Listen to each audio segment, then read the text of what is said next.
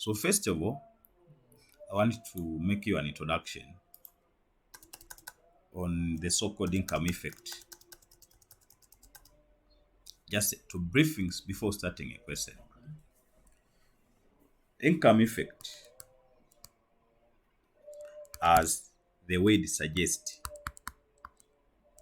income effect describe the profit. What's profit? So profit is equal to what? Amount you are selling, and then minus what? Cost. That is income effect. Now, there are two statements I want you to understand. Sales. What is sales? Sales is the output of how many quantity are you transferring them to a customer. How many quantity are you selling? And at what selling price per unit? So, as you say, marginal and absorption, it may persist to CVP. It may persist to ABC. But this is what I'm saying, sales. Now, what is the cost? Can you tell me cost? So resources that have been forgone to achieve A product. Good news. Now, this cost we add, it is cost of sale. Now, this cost of sale, it is the cost of goods which has been shipped from the store to the customer plus selling cost. Do you see it? Cost of good produced is a cost of production, but cost of sale is a cost of goods sold. I mean, it's a cost of production plus selling cost. So cost of sale has two scenarios. Cost of sales has two scenarios. Cost of sales. Yes. Cost of sales, we have said. So I'm saying cost of sale has two scenarios. Has two options. You can treat this cost by only considering variable cost. Only variable cost. Or you can include the fixed cost. So what when you only take variable cost, you are leaving the fixed cost. So you can either take only the variable cost, or you can include fixed cost. So you take include, or we are saying you take full cost. Yes, we are saying full cost. It's just a terminology. So you can take full cost. Now, in other words, if you take only variable cost, you are telling me you are trying to ascertain marginal costing. Yes. If you are taking full cost, that means you are absorbing. So this is absorption costing. Now, what is cost structure? Again, you should understand the cost structure or standard cost card. Standard cost card. It is a card that describes the full cost of producing a product. So, standard cost card consists the following elements. Number one, you are talking about material. Number two, you are talking about labor element. Number three, you are talking about variable cost. And that's why I told you, you should have a certain introduction in order to solve problem. If you don't have this introduction, then it can be difficult for you to handle the structure content of the problem and even analysis. And even if somebody triple somewhere, changes some data, it's possible you can drop down. So the first element of cost is what? Material. Number two, labor. Number 3, Standard card, yeah? yes, Standard cost card. yes, So we have variable material, labor, variable cost, and fixed. and fixed cost. So that is the cost structure. So if somebody told you, tell me the cost structure is a component of how much is material, how much is labor, how much is variable, how much is fixed. So very important. Now, in order to go, if I'm assuming that I want to persist the variable cost only, or in summary, short term, we have short term and long term. So short term, we are talking about the margin. Marginal cost. Long term, absorption cost. So this is how it works. So if it's marginal, you only take material, you take labor, you take variable fixed cost. You don't include the fixed cost here. So you take only the few ones. So in fact, the variable cost is called variable costing here. That the number you are getting here is variable cost. If it's absorption, you are taking full cost. You take all the 4 elements of cost to be included. Okay. So you take 4, and then this is absorption costing. So somebody have to tell you what is marginal, what is absorption. It is a problem of allocating cost into product, whether it's a short term or long term. So absorption is based on long term. And this variable costing is based on short term. Now, when you are considering about CVP, sorry, and we have some marginal costing based on short term. Yes, marginal costing is based on short term, as I've written there. Now, the absorption costing is based on absorption on short term, variable costing. Variable costing, short term. Short term, yes, which is the marginal cost. Yes, but the long term fixed costing is included. Sasa kwa mfano, wewe umetokea Dar es Salaam, umekuja kufanya kazi hapa Dodoma. Unapotaka kuzungumzia cost structure, utaongelea hela ya chakula, room kwa siku na trip za taxi. Hizo ni short term. Lakini umehamia kukaa hapa kwa miaka 10, utaanza kununua kiwanja. Kwa nini? Sasa you are including fixed cost into a cost structure. This is how it works. Kwa sasa watakwambia which is which. You must be very much understanding, am I pursuing short term or long term? And that's why kwa short term tuna CVP analysis. Because CVP analysis is a concept of making a management decision internally on short term basis, because it's a management accounting, not financial reporting perspective. So we have this CVP here, and we have this ABC here. So at these 2 points, we are saying this is management accounting, management decision on short term. Management decision. Utakuta katika analysis wasema marginal costing is very essential when making internal management decision. But this one long term is for financial reporting. Financial reports. Kwa utakuta financial reports, huwezi kuwa na final account bila balance sheet, bila fixed asset. So this one now is long term. Those are the key issues. Yes. Now, if you see here the structure itself, so I tell you, the cost must be classified into whether you are pursuing a marginal costing or absorption costing. You are talking about the short term or long term. Sasa, linakuja swali. Tunapoongelea marginal costing, kwa mfano, tunaongelea nini?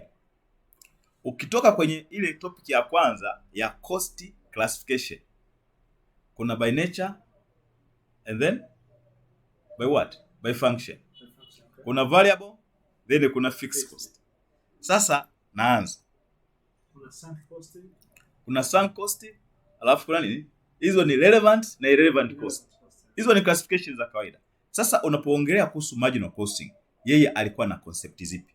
Utakuta basic assumption of marginal costing so far. So marginal costing inaleta kitu gani? You will see it, marginal costing. Marginal costing ina classify cost, ina break cost into two. Ya kwanza wanasema ina break the cost into two. Ya kwanza sema. Simesema pale.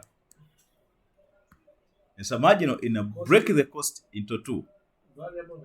Good news. That's assumption.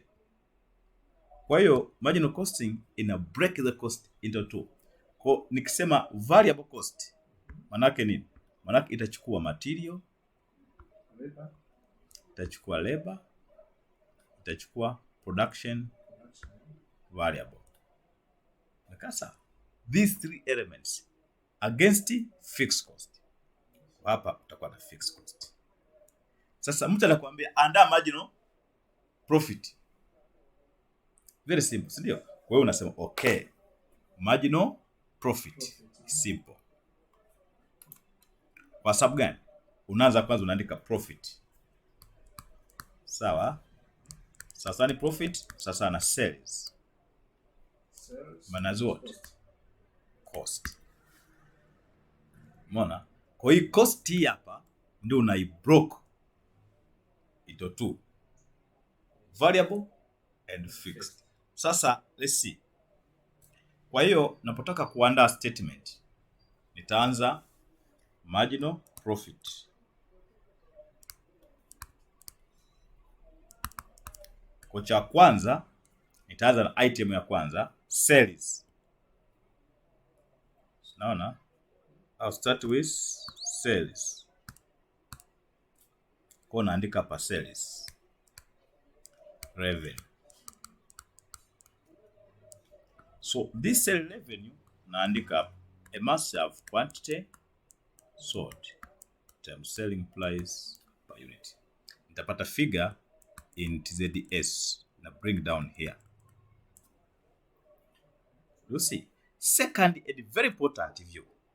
Nataka kuja kwenye cost, si ndio? Cost, yes. Kwa on cost I will just take you that. Now on cost I put A here. Okay. I put A naandika variable. Okay. Naona hicho kitu. Alafu I put B somewhere. Naandika ni fixed cost. Kwani fixed? Hapo tunasema ni marginal. Soma hii. Angalia hapa. Look here. Marginal costing break down the cost into variable cost and what? Fixed cost. But tumesema ukianza kuongea fixed cost you are talking about absorption. If you are, yani hapa sasa ile ya absorption ni pale ambapo hu accommodate fixed cost kwenye products.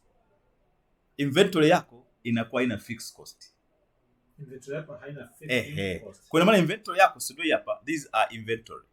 Yes. That you are selling. Yeah. That would mean you don't put in the fixed cost. That's why it is taken out. It is expense as period cost. Nazita hizi zinakuwa period cost. Yani zinakuwa sehemu ya expenses kule kwenye statement ya POL. So napotaka kuandaa hapa kwa mfano, angalia. Lakini mwalimu samahani kidogo. Naomba hapo labda kama uelewe vizuri, yes. Tumezungumzia marginal cost. Yes. Tukazungumzia na absorption cost. Yes. Hapa umesema tuandae marginal cost profit. Marginal profit. Yes. Sawa, nitategemea hapa tungezungumzia zile material na labor, si ndio? Material, labor na yes, tunachouza sisi tunauza nini? Inventory. Ambao ndani yake kuna material, kuna labor, kuna production variable. Yes. Ndio hii hapa. on this quantity we are selling, angalia sasa kwenye bao, there is only variable cost per unit. Maanake ndani ya hii hapa kuna nini? Material, labor na nini? Na variable production. Ndicho nachokwambia. Kwa hiyo sasa ukizidisha hii hapa utapata figure fulani hapa. Yes. Hii inaitwa cost of sale. Yaani gharama ya vitu ulivyouza ni shilingi ngapi? Ndani yake kuna only variable cost. Kuna only material, labor na production variable overheads. Yes. So this is also called the cost of sales. Cost of sales. Yes. The cost of goods which has been sold. So this is cost of sale. But this cost of sale is only made by variable cost only. Material, labor, and Yes. production variable overheads. Yeah. Sasa, what's the difference between revenue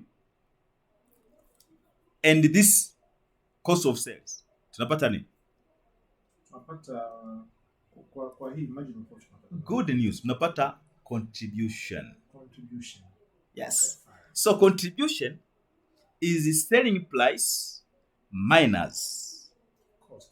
the cost of sale, where inside there is only material, labor, and the production variable overhead. So this is contribution up here. So in fact, if we want to make a difference between the marginal profit, So it says sales minus cost of sales. no, we are saying contribution, it is the sales revenue minus variable cost of sale. Okay. Yani ile cost of sale inakuwa na only variable cost. Now this element is very important for you to note. Minus variable cost. Inaitwa variable cost of sale. Cost of sales. So this is very important. Hii hapa. Sawa. Na hii inapatikana kwenye CVP.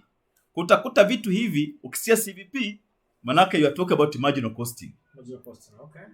Sasa kama umesolve hiyo hesabu, kwa mfano umelipa kitu kifuatacho, ukalipa zile fixed cost ambazo zina include nini? Fixed costing. Sasa kuna production fixed cost umezilipa, si ndio? Lakini ukuzi include kwenye inventory. Umelipa administration fixed cost. Yes. Si ndio? Lakini hujezi include kule kwa sababu sio variable. Yes. Where do you put them? It's not Wasema the hizi marginal. zinaitwa general. General. They are called general cost. They form part of expenses at the end of the year. They are operating expense. They are not part of inventories we are selling. So the two unazisum. Ukishapata unazidisha, unaleta hapa, unajumlisha hapa. Mwisho wa siku ndio unapata marginal profit. Marginal profit. Marginal profit. Kwa marginal profit ni sawa sana contribution minus fixed cost. The marginal profit equals to contribution minus fixed cost. Yes. Am I clear? Kwa sasa mtu anakuambia what is a structure of marginal profit? Unasema you start with the sales and then the cost of sales is split into first variable cost, second fixed cost, which is expensed. Hapa tunaita operating expense. Zote hazipo kwenye inventory ya item ambazo umeuza. Sasa twende fact ya pili. Ina maana sasa ukielewa tu marginal, maswali ya marginal, utasolve maswali mengi sana ya CVP. Kwa sababu marginal ni sehemu ya CVP. Wakati absorption costing ni sehemu ya ABC. Tutaona kule mbele. So let's go to the so-called now we need to see the absorption costing. Ndio? Uone sasa yenyewe unafanya nini. Lazima kila statement ujue structure yake. Kwa sababu swali likija la marginal na kuja la absorption. Kama likuja ujue ni ABC au CVP. Sasa ili iko ujua watatoa nini mwaka huu. Maana kwa unatakiwa kuwa fit kwa kila statement uweze kufundisha wenzako. Sasa let's see the absorption. absorption costing. What's the assumption? Yenyewe ina block cost. Inaanzia hapo kwenye cost. Ina block cost into two item. Wanaita by function. We have production and non-production.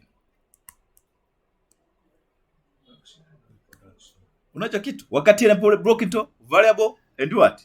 Fixed cost. Kwa hiyo kwenye absorption tunaenda kwenye further. Ni ile fixed cost tunaigroup sasa kwenye hizo production and non-production. Sasa hapo kwenye production ndio kuna full.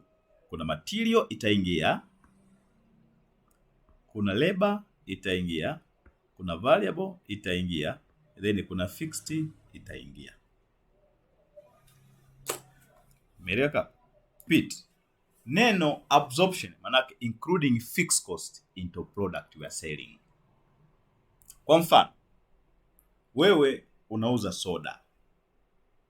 Soda inauza shilingi 1000. Lakini imetengenezwa Dar es Salaam. Ikija Morogoro shilingi 1000. Tumia mfano wa matofali, napanda cha tofali. Angoja kwanza tuingie kwenye soda kwanza. Umetengeneza soda Dar es Salaam kwanza bottlers.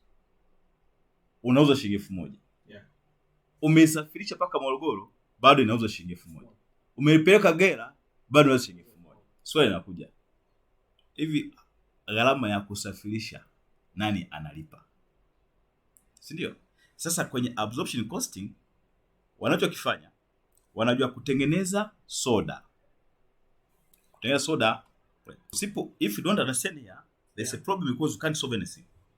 What I'm saying here, this is called fixed cost absorption into products. And that's why we are including the fixed cost here. The term absorption, we are trying to absorb. I give you the example of distribution of soda. Wanapiga mahesabu kwamba kusafisha soda kwenda Mbeya, kwenda Morogoro, kwenda Shinyanga, kwenda Iringa jumla ni milioni 10 kwa mfano. Nasikia? Wametengeneza soda 1000. Umenisikia? Wanachukua milioni 10 wanagawanya kwa 1000. Unapata ngapi? Shilingi 100. Kwa kila soda wanajumlisha shilingi 100. Kwenye gharama. Kwa kama kutengeneza ile ya awali ilikuwa shilingi labda 12,000. Jumlisha 1000 ya kila soda wanaingiza. Kwa mtu akichukua tu soda kabeba tayari anakuwa amelipia gharama ya kusafisha hata kama yuko Dar es Salaam. Hiyo ndio inaitwa absorption. Ndio maana watu wanaenda maana tusilipe deni la allowance, tusilipe haya tusilipe. Wanaliingiza kwenye bili ya umeme. Kila mtu analipa hata kama hausiki. Hiyo ndio absorption of fixed cost into products. Umenisikia? Kwa hii ndio techniques za biashara. Ile ya kwanza fixed cost hazipo. Kwa leo wamekwenda kutuongezea kodi ya jengo kwenye bili ya umeme. Kwa yeyote ambaye analipa umeme hata kama hausiki. Hicho kitu tunalalamika. Hiyo ni absorption concept. Those costs has been made fixed. Manake mtu yote analipa. Na hii kodi inaleta shida sana ukitazama. Ile ya mwanzo hau include manake cost ya production inakuwa ni ndogo. Cost ya production inakuwa ni ndogo kwa sababu ni fixed cost haimo kwenye inventory. Okay, lakini kwenye wakati tunafanya marginal profit ile. Kipande kile cha mwisho tuliingiza baadhi ya gharama hapa. The fixed cost. Tuli expense hazikuingia kwenye expense. Si hapa. Tofauti yake nini? Ku expense haiko kwenye inventory. Ndio maana utakuta tunapotoa sales revenue na cost of goods sold tunapata contribution kwa sababu ndani humo fixed cost haimo. Sasa utaona unapofanya utakuta jina linabadilika. So at this point what I'm saying, you have to note this a very genuine issue. Sasa neno production are all costs that are involved in production which is a full cost. Ndio maana neno full cost. Ile ya kwanza only variable cost. Yes. This is full cost. Sasa nani production ni vitu gani?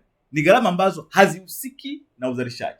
Kwa mfano, distribution. Hazihusiki. Exactly. Ya pili, selling. Transport. Hazihusiki na uzalishaji. Sasa wakati wa kuandaa hesabu tunafanyaje? Sasa ngoja tuandae hesabu hapa sasa. Kama insurance unaweka. Insurance hazihusiki na uzalishaji. Zinakuwa hapa chini. Insurance. Rent takao. Hazihusiki na uzalishaji. Huku kuna production. Hazihusiki na uzalishaji. Yaani ni gharama ambazo zinahusika baada ya kuzalisha products. Ndio zaitwa non-production. Hiyo ni concept ya absorption. Sasa let's see the statement itself. Ukija hapa kunaanza absorption profit.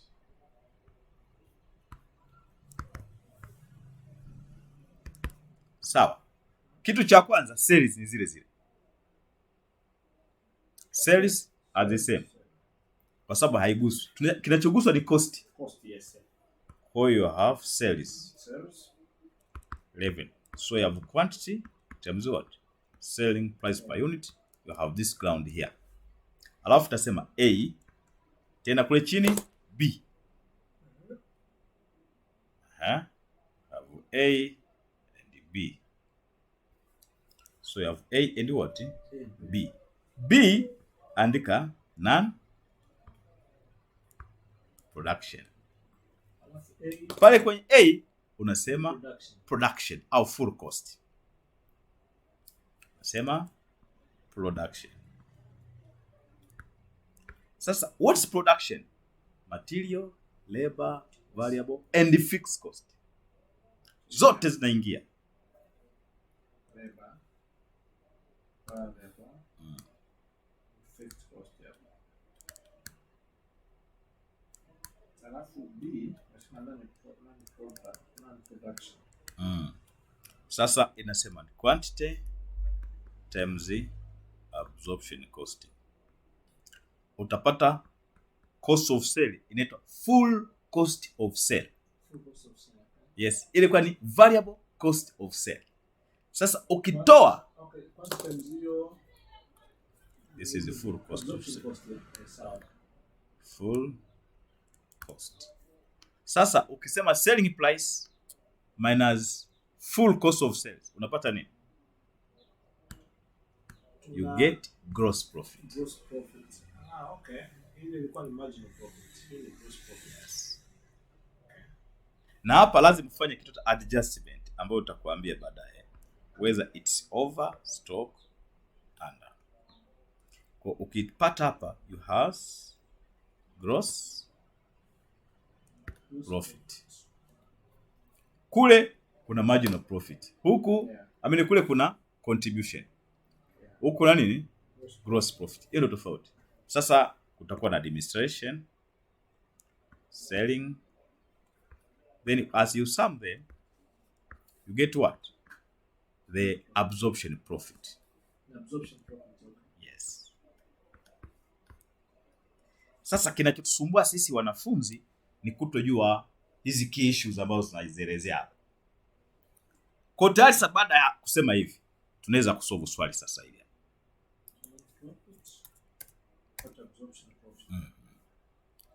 Sasa nitasolve swali moja ili likamilike. Alafu wewe usolve hayo mengine. Very similar lakini hayo mengine. Haya. Soma swali. Ili swali la Mei 2003.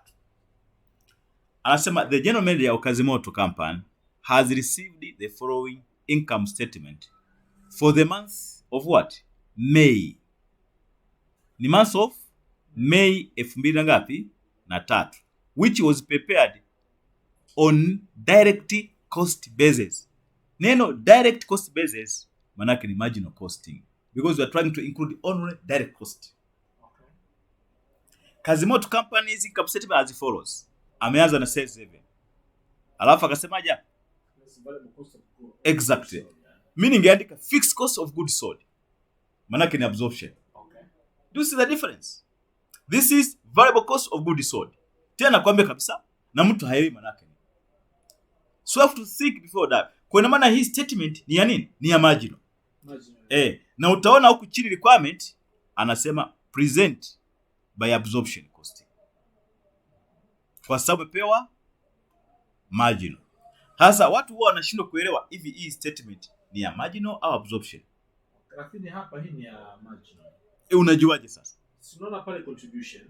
Yes, kwanza kuna contribution, alafu kuna variable cost of goods sold. Yes. Alafu yeye mwenyewe amesema hapa direct cost. Hivi kasa. Yeah. Kwa sasa mimi na kutengenezea sasa hii kwa kuwa ameificha yeye, mimi nikuandalie kitu kizuri. Ili nikikupa maswali ya kusolve sana wewe kule ufanye kama nilivyokuambia mimi.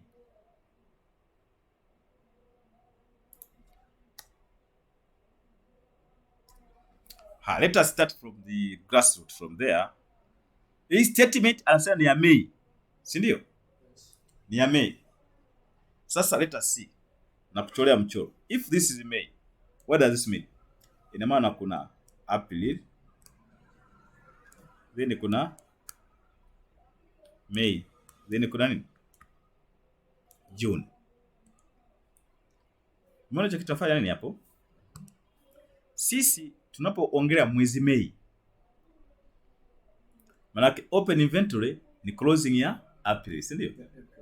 Utacheki hapa ni open inventory ya Mei, si ndio? Alafu closing inventory ya Mei itakuwa hapa. This is closing inventory, si ndio? Umenielewa rafiki yangu? Kwa hiyo tunaripoti hesabu za mwezi Mei peke yake. Sio mwaka mzima. Sasa unapaswa kuwa makini na zile cost structure. Sasa unaweza kupewa annual fixed cost. Wakati unaripoti only for May. Maana unataka ubreak to 12 pate ya annual ya 12 ya mwezi. Haya. Sasa let us see. Kwa sisi hapa ngoni iandae sasa hii. Itengeneze kwanza ni structure hiyo. Tuanze kuanda marginal profit. Si tumepa marginal profit? Yeah. Marginal profit. Hii hapa ni variable cost tutaitafuta. Sasa hii inasemaje marginal profit nakumbuka? Nani? Inaanza na sales, si ndio? Kuna sema sales. Sasa na ngapi? Okay. Haya, hiyo unit sold hajatupatia. Njoo kwenye swali tumepewa milioni ngapi? 24. Wewe unakuja unaiandika hapo milioni ngapi hapa? 24 million. Wanaokupa swali hawakuambii. Tumeona hapa sales per unit shilingi ngapi? 24. 2400. Utasema unit utasema 2400 mara 10,000. Number of units sold ni 10,000. Tayari tumepata. Na wanapokupa swali kuna zile nakuficha. Hii 20,000 ilifichwa. Okay, sawa. Haya. Tumesema kwamba marginal ina fact B. Ya kwanza ni A na B. Utaandika A na B ambayo ni variable cost hapa. Variable cost ya pili ni fixed cost. Ya pili ni zile period cost ambazo utataka kuzifanya. Fixed cost. Yes. So fixed cost unaweka hapa B. So it's a place where all fixed costs will be here. Sasa kwenye swali tumepewa hizo fixed costs. Kwa mfano ukija hapa tuna hizi hapa. Ni ngapi? Milioni 6. Alafu tuna selling and administration, si ndio? Manufacturing ngapi? 6 million. Na selling and admin milioni 4. Unaandika pale. Kwa cha kwanza unasema manufacturing. Alafu na manufacturing and selling and admin. So this is 4 million. This is 6 million. In total 10 million. So what I'm saying here, you are prepared to get what? Marginal profit ambao alitupatia pale kwenye swali.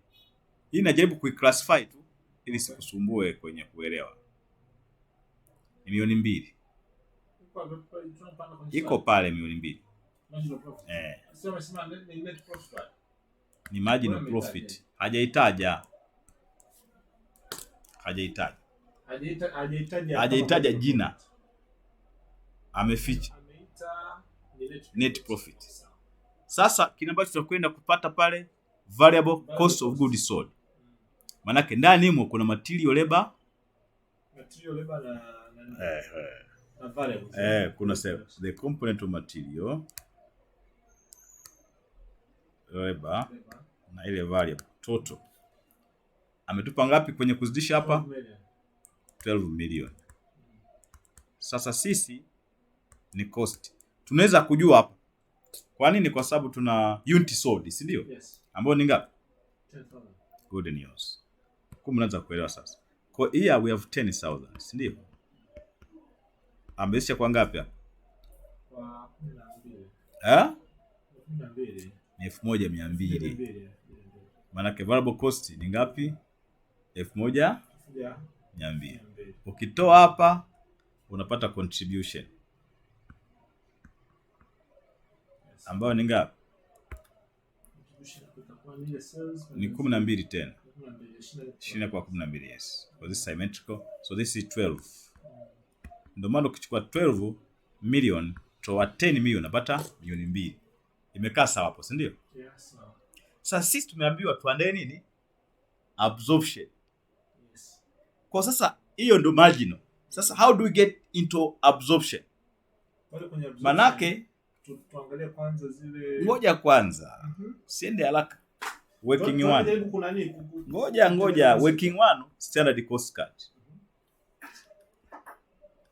Ukimiss kimoja hapa unayumba. Lazima utafute standard cost card. Okay. How many costs are there? 4. Okay. You see there are 4. We have 4. Tuna 4 costs.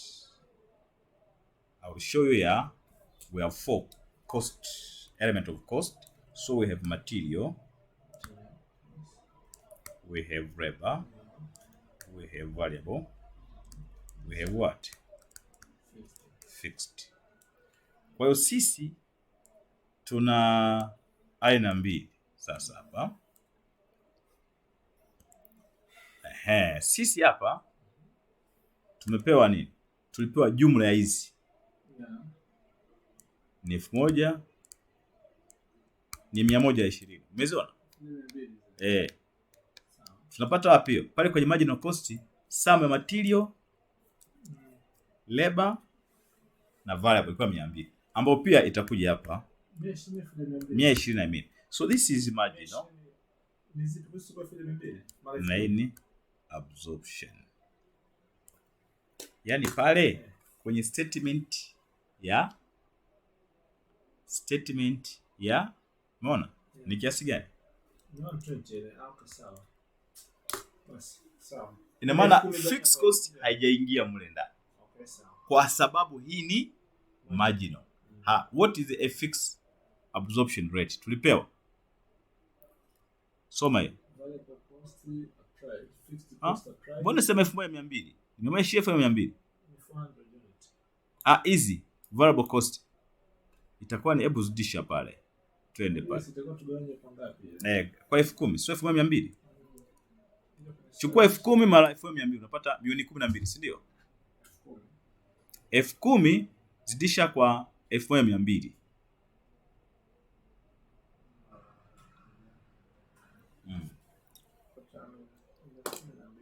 Yes, kwa hiyo sio 1,200. Yaani sio 120. Ni 1,200. Kwa hapa ni 1,200. Sawa.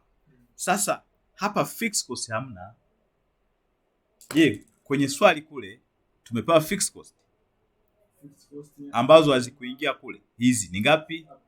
400. Ni units lakini pale. Applied ni 400 kwa units. 400 per unit. Yes. Na hizi ni 4 ni per unit zote zi cost. Kwa hiyo itakuwa ngapi? 400. Kwa ukitaka cost hapa jumlisha hizo unapata ngapi? Jumlisha unapata ngapi? Kwa hiyo marginal costing ni 1200. Absorption cost ni ngapi? Ilikuwa working hii na max 5 kwenye mtihani. Kwa sababu kwenye B5 workings za muhimu sana kuzifanya ili ionekane umepateje figure. Kwa sababu kwenye swali hatuna figure. We don't have a figure for standard costing. Step ya P unakuja kitu cha under na over absorption.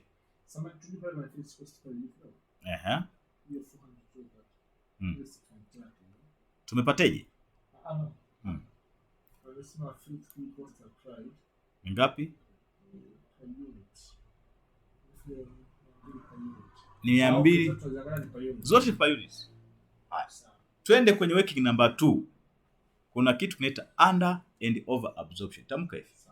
Under and over absorption. Nilikupa ile video number 2, we need to see under stroke over absorption. Ili kunotice hapa unachora mstari hivi. Sawa. Nenda kwenye marginal costing statement. What was a fixed cost charged into financial statement? Angalia. Ziko ngapi? Milioni 6. Hiyo ndio manufacturing fixed cost. Unaenda kuziweka upande wa kushoto. Yaani hizi ndo zimetokea. Na selling price kwa sababu haihusiani moja kwa moja kwa sababu. Yaani hizi ni non production. Selling price selling cost sio production. Hapa tunaongelea under and over production. We need to put here 6 million. Kwani tunaacha ile selling? Selling sio cost ya production. Sisi tunasema kwa sababu kwenye over and under we are only talking about production cost. Sio yes, because selling costs are not production cost. Therefore are not considered. Ni nani production? Na zitaenda tutakwenda kako kwenda pale. Sasa absorption manake rate ilikuwa ni ngapi? 400. Haya. What is the fixed absorption rate tulipewa? I mean unit produced zilikuwa ngapi? 10,000. Zilikuwa ni sold.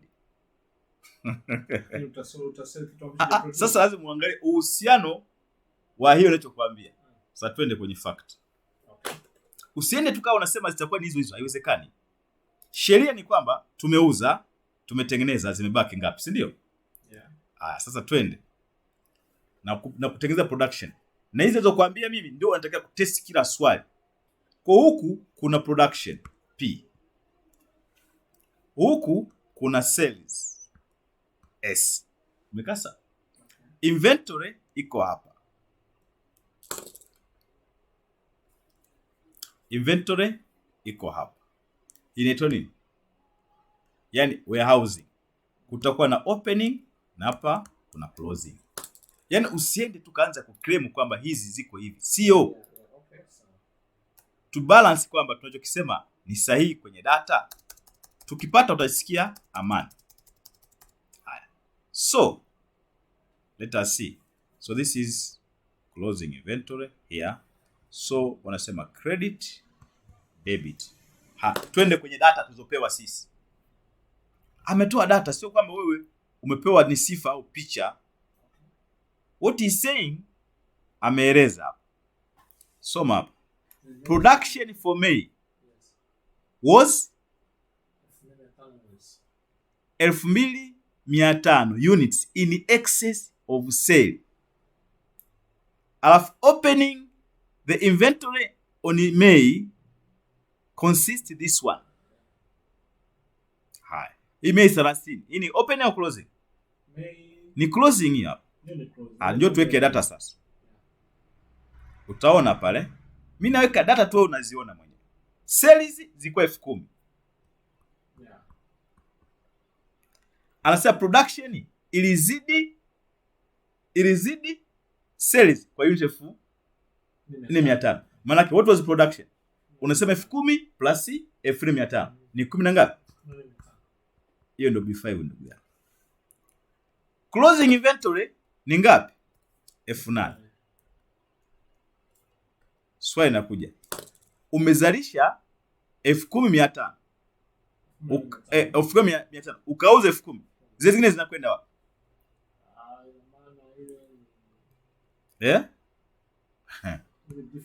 Inakuja kwenye store kwa sababu zimebaki.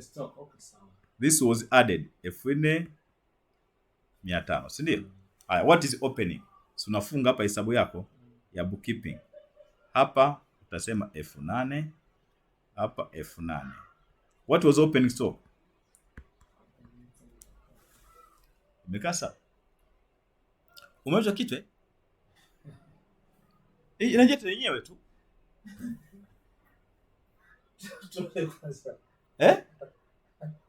Unasikia? Kule kuna 1400, si ndio? Umezalisha 10500. Yaani kule 10,000 ndio aliuza. Zikabaki ngapi? Akasema production ilikuwa excess 1500.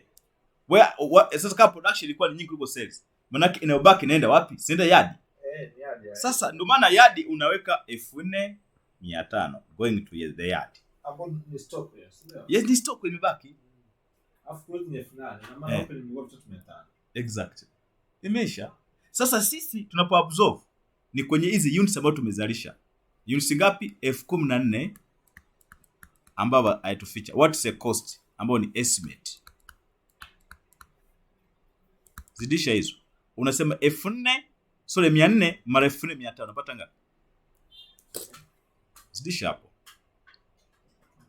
Nataka ukomae kihesabu hapo. 4500.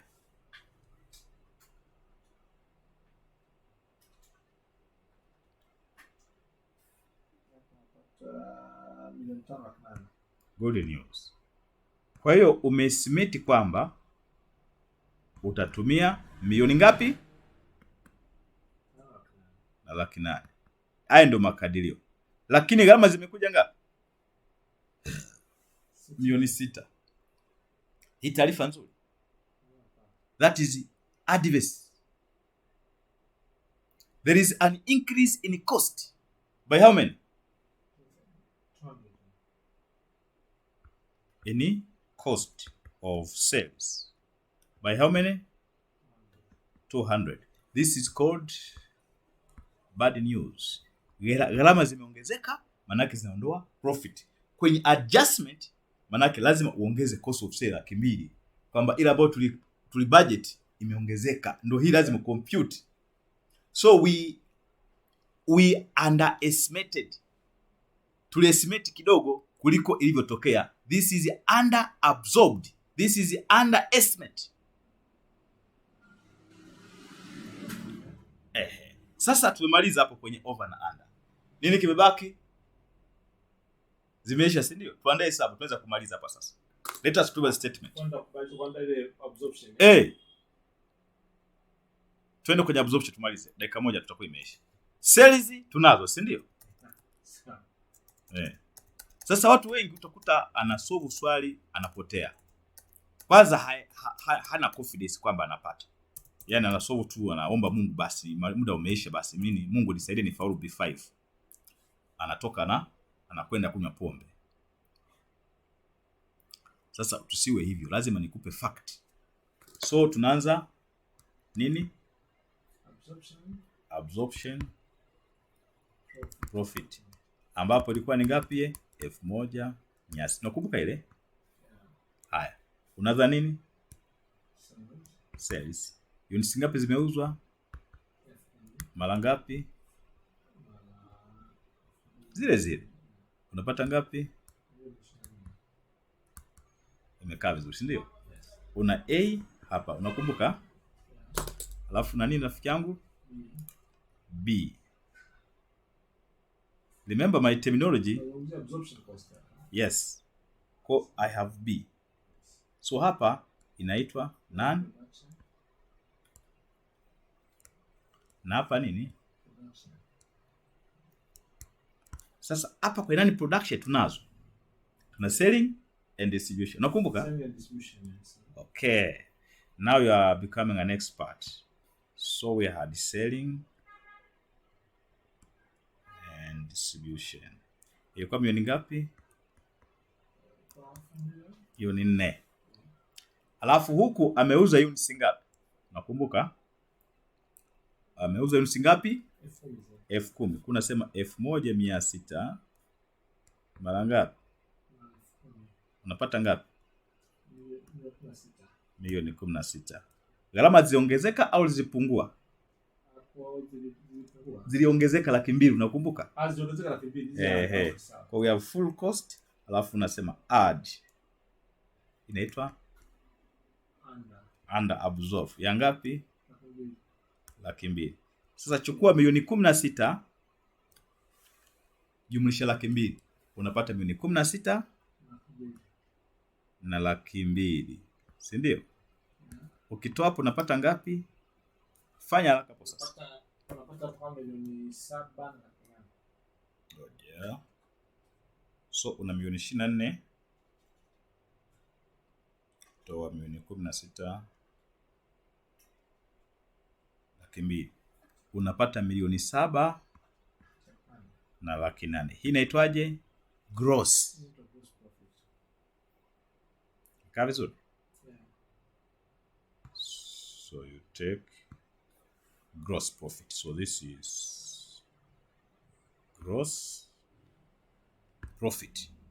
Sasa gross profit chini huku kuna cost zingine hamna. Una less hiyo milioni 4. You less 400 million.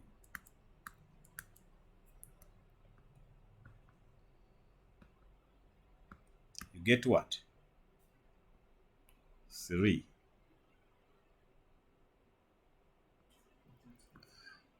This is absorption profit. Then you are getting 20 mark. So wanataka compute absorption profit from given marginal profit. Haya, hebu chukua 400, naona hapa, mara 4,500. Unapata ngapi?